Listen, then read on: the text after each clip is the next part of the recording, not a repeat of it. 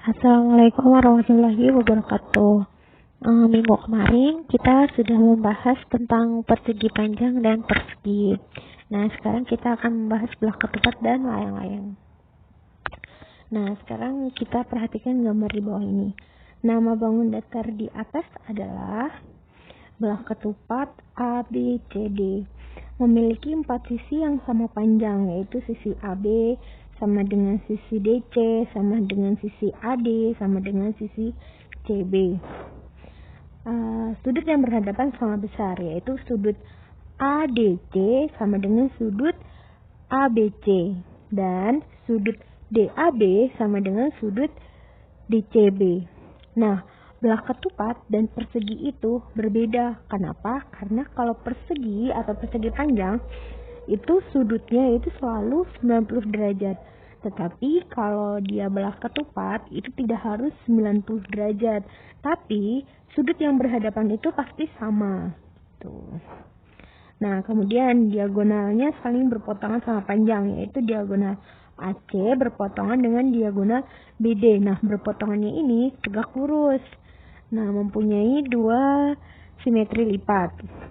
Simetri lipat itu ketika titik A bertemu dengan titik C, itu simetri lipat yang pertama. Kemudian simetri lipat yang kedua, titik B bertemu dengan titik D. Maka dapat disimpulkan sifat-sifat belah ketupat adalah memiliki sisi-sisi 4 sisi yang sama panjang. Terus dua sudut yang berhadapan itu sama besar. Kemudian memiliki dua simetri lipat dan diagonalnya itu saling berpotongan dan sama panjang. Kemudian kita masuk ke keliling belah ketupat. Apabila kita melintasi ke 4 sisi, maka kita telah mengelilingi belah ketupat tersebut. Dari ilustrasi tersebut, dapatkah kamu menyimpulkan apa yang dimaksud dengan keliling? Keliling adalah jumlah keseluruhan sisi-sisi yang dimiliki oleh suatu bangun datar. Nah, perhatikan gambar berikut. Panjang sisi diberi nama S, dan titik potong antara diagonalnya diberi nama O. Sehingga, dari ilustrasi yang sebelumnya, rumus belah ketupat ABCD adalah AB ditambah BC ditambah CD dan ditambah DA. Sehingga rumus keliling belah ketupat adalah 4 dikali AB, karena AB itu sama dengan BC, sama dengan CD, dan sama dengan DA. Dan keempat sisinya itu sama panjang, maka dari itu bisa kita tuliskan salah satu sisinya aja, tapi dikali 4. Terus kita misalkan nih, AB itu adalah sisi S cm dan keliling belah ketupat itu adalah S cm. Berarti rumus keliling belah ketupat adalah K sama dengan 4 dikali S. Nah, sekarang kita mencari luas belah ketupat. Sekarang coba kita gambar pada kertas berpetak belah ketupat nih. Nah, ini udah ada gambarnya di kertas berpetak. Kita gambar sebuah belah ketupat. Terus habis itu digunting nih menurut sisi-sisinya, tapi kita guntingnya pas di diagonalnya. Jadi kita dapat dua buah segitiga. Nah, dari kedua buah segitiga tersebut, apakah luasnya itu sama? Jawabannya iya, sama, karena belah ketupat tersebut dibelah menjadi dua sama besar, sehingga luas kedua segitiga tersebut sama. Nah, bagaimana dengan tinggi dan alas kedua segitiga sama kaki tersebut?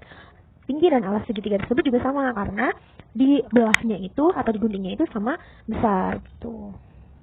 Nah, sekarang kan kita tadi udah ngegunting belah ketupat tersebut.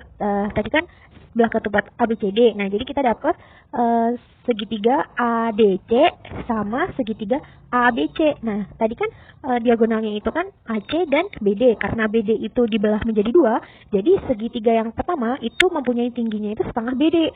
Dan segitiga yang kedua juga mempunyai tinggi setengah BD, karena BD-nya itu dibelah menjadi dua. Nah, sekarang gimana sih rumus belah ketupat? Nah, karena tadi itu luas segitiga, kedua segitiga tersebut sama, maka luas belah ketupat adalah luas segitiga ABC ditambah luas segitiga ADC. Nah, kalian masih ingat nggak rumus segitiga itu apa? Kan setengah alas dikali tinggi. Nah, alasnya di sini untuk segitiga ABC itu kan alasnya AC, dan untuk segitiga ADC juga alasnya AC. Maka kita isi yang luas pertama dulu nih, luas segitiga ABC. Maka setengah alasnya itu AC. Nah, tingginya berapa? Tingginya itu setengah BD. Nah, kita isi di sini setengah BD. Kemudian dijumlahkan dengan luas segitiga ADC. Berarti setengah dikali alas. Alasnya apa? Alasnya itu AC, karena sama nih, alasnya itu sama-sama AC. Kemudian dikali tinggi. Tingginya juga setengah BD. Nah, kemudian ini setengah sama setengahnya kita kalikan menjadi 1/4 dikali AC dikali BD. Dan yang seluas segitiga ADC juga 1/4 dikali AC dikali BD. Karena di sini sama-sama AC dan BD, maka 1/4-nya itu kita keluarkan. Jadi 1/4 ditambah 1/4 dikali AC dikali BD. Nah, 1/4 ditambah 1/4 itu adalah setengah. Jadi rumus luas belah ketupat itu setengah dikali AC dikali BD. Nah, karena AC dan BD adalah diagonal, maka luas belah ketupat itu setengah dikali diagonal 1 dikali diagonal 2. Nah, sekarang kita masuk ke contoh soal.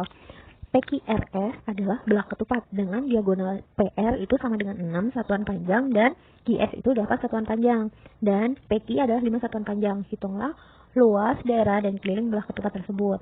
Nah, penyelesaiannya adalah diketahui P sama dengan 8 satuan panjang, Q-nya 10 satuan panjang, dan PQ-nya adalah 5 satuan panjang.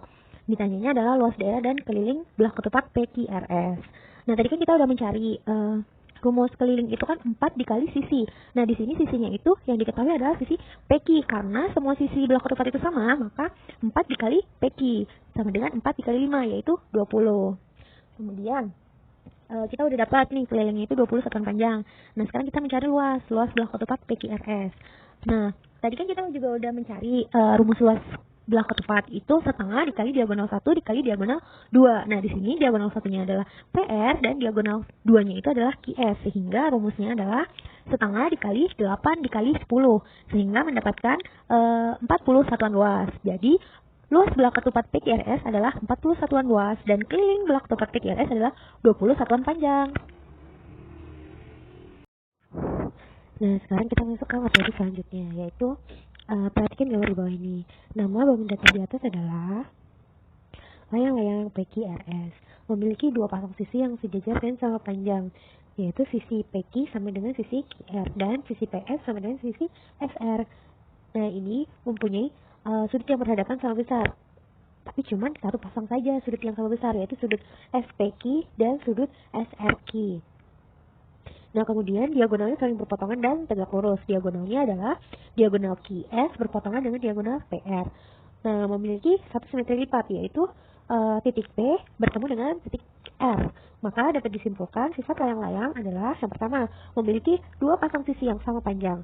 Yang kedua, memiliki sudut yang berhadapan sama besar, tapi cuma satu pasang saja. Terus yang ketiga itu memiliki satu simetri lipat dan diagonalnya saling berpotongan dan tegak lurus. Nah, sekarang keliling layang-layang.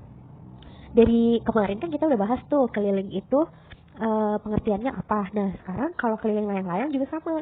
Pengertiannya itu penjumlahan keseluruhan sisi-sisi yang dimiliki oleh suatu bangun datar. Karena yang namanya keliling, jadi kita harus mengelilingi semua sisi yang ada pada bangun datar tersebut. Nah, terus kita perhatikan gambar di bawah. Nih, pada gambar di samping, jika layang-layang A, B, C, D mempunyai sisi yang terpanjang itu X dan sisi yang terpendek itu Y. Berdasarkan pengertian keliling layang-layang, maka rumus keliling layang-layang adalah Y ditambah X, terus ditambah X, ditambah dengan Y. Nah, karena Y dan X-nya itu ada 2, maka dapat kita sederhanakan menjadi 2 dikali Y ditambah X. Nah, sekarang luas layang-layang. Sama seperti belah ketupat tadi, kita gambar pada buku berpetak sebuah layang-layang. Nah, seperti ini. Terus kita gunting layang-layang tersebut menurut sisi-sisinya. Nah, sudah kita gunting menjadi seperti pada gambar. Sehingga dari gambar tersebut, apakah kedua segitiga itu mempunyai luas yang sama? Iya, sama, karena layang-layang tersebut dibelah menjadi dua sama besar, sehingga luas kedua segitiga tersebut sama. Nah, bagaimana dengan tinggi alas kedua segitiga sama kaki tersebut? Tinggi dan alasnya juga sama, karena dibaginya juga sama. Nah, sekarang kita sudah mendapatkan segitiga ADC dan segitiga ABC. Nah, luas layang-layang itu bisa kita dapatkan menggunakan rumus luas segitiga ABC ditambah luas segitiga ADC. Sehingga luas segitiga itu kan setengah alas dikali tinggi. Nah, ini alasnya itu AC. Nah, kita cari dulu nih luas segitiga ABC.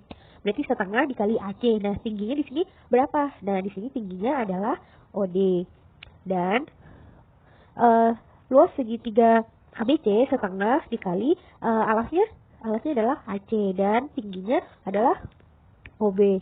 Sehingga di sini kita bisa sederhanakan menjadi setengah dikali AC. Nah, kita di sini bisa lihat OD dan OB itu adalah satu kesatuan yang kita belah layang-layangnya tadi menjadi dua buah segitiga, sehingga OD ditambah OB sama dengan BD, sehingga luas layang-layang adalah setengah dikali AC dikali BD.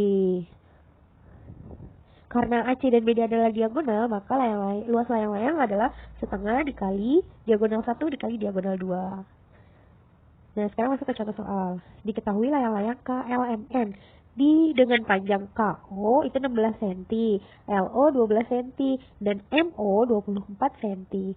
Tentukan panjang KL, tentukan panjang MN, tentukan keliling layang-layang KLMN, dan luas ke layang-layang KLMN.